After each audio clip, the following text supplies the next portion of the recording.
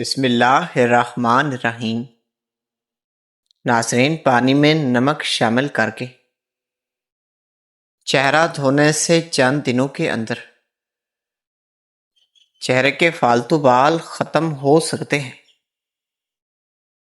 نیند کم لینے والے شخص کو شوگر بہت جلد ہو سکتی ہے۔ بار بار ٹینشن لینے سے دماغ کمزور ہو جاتا ہے اور چہرے پر خشکی آ جاتی ہے۔ حسد، بوجھ اور رنج عام طور پر بدن کو کمزور کر دیتے ہیں۔ اس کی اصل وجہ نظام ہاضمہ کا خراب ہونا ہے۔ کھانا ہمیشہ خوشی سے کھایا جائے۔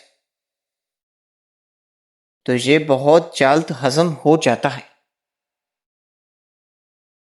روزانہ تھوڑی دیر موٹر گاڑی یا بیٹھے رہنے کی عادت کم کر کے پیدل چلنا یا سائیکل استعمال کرنا جسم کو فعال رکھتا ہے،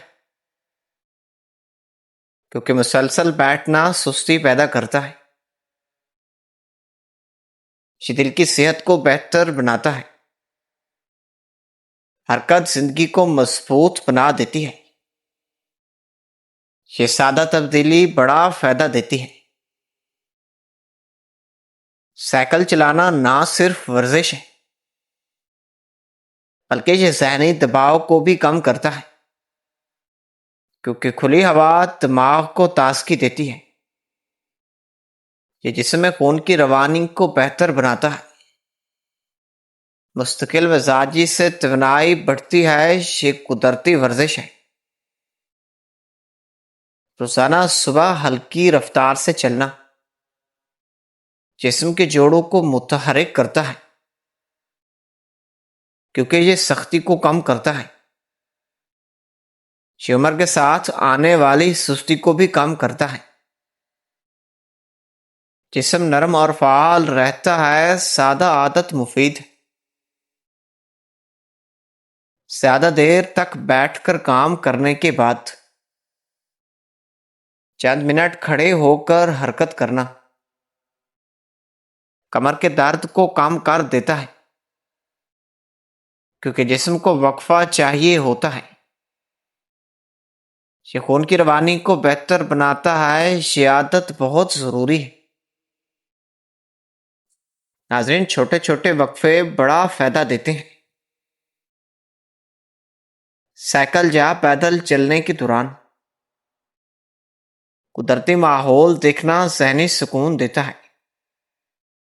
کیونکہ سبزہ اور ہوا دماغ کو ریفریش کرتے ہیں۔ یہ تناؤ کو کم کرتا ہے۔ ذہن ہلکا محسوس کرتا ہے، کیونکہ ناظرین قدرتی ماحول ایک بہترین علاج ہے۔ روزانہ تھوڑی جسمانی حرکت وزن کو متوازن رکھتی ہے، کیونکہ یہ کیلوریز کو جلاتی ہے۔ سستی کم ہوتی ہے، جسم فعال رہتا ہے۔ حرکت صحت کی بنیاد ہے۔ تیز گاڑی یا مشین پر انحصار کم کرنا جسم کو قدرتی طور پر مضبوط بناتا ہے، کیونکہ جسم خود کام کرتا ہے۔ توانائی بڑھاتا ہے اور قدرتی زندگی بہتر ہوتی ہے۔ سائیکل چلانے سے پھیپھڑوں کی کارکردگی بہتر ہوتی ہے، کیونکہ جسم زیادہ آکسیجن لیتا ہے۔ یہ سانس کے نظام کو مضبوط کرتا ہے۔ یہ سادہ ورزش صحت مند ہے۔ سانس بہتر ہونا ضروری۔ ناظرین، جو عورت خود کو خوبصورت رکھنا چاہتی ہے وہ دودھ میں سیب ڈال کر صبح نہار منہ استعمال کرے۔ جس کے پیٹ میں رسولی ہو وہ دار چینی کا قہوہ پیے۔ کھیرا چہرے پر رگڑنے سے داغ دھبے دور ہو جاتے ہیں۔ چہرے کو خوبصورت بنانے کے لیے دودھ اور شہد ملا کر چہرے پر لگائیں۔ اگر عورت کو حمل کے دوران الٹی کا مسئلہ ہو تو سونف والا پانی استعمال کریں۔ جو عورتیں تنگ کپڑے پہنتی ہیں ان میں پیشاب کے قطروں کا مسئلہ پیدا ہو سکتا ہے۔ گھر میں بکری رکھنے سے انسان میں عاجزی پیدا ہوتی ہے اور دل بھی نرم ہو جاتا ہے۔ بطخ کے انڈے کھانے سے جسم میں طاقت بڑھتی ہے۔ روزانہ کچھ وقت بغیر کسی مقصد کے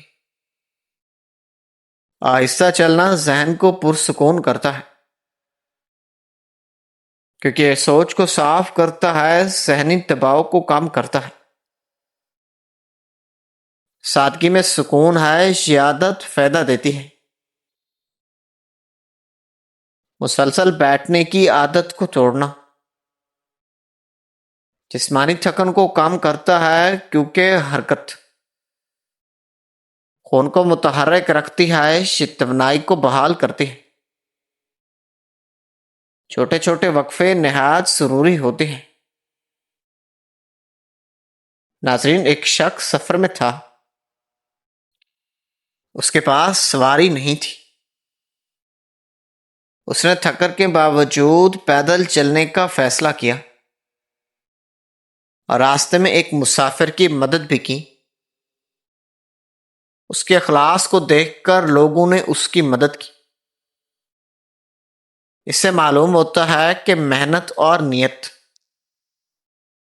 انسان کے لیے ہمیشہ آسانیاں پیدا کرتی ہے۔ سائیکل چلانا دل کی صحت کے لیے مفید ہے،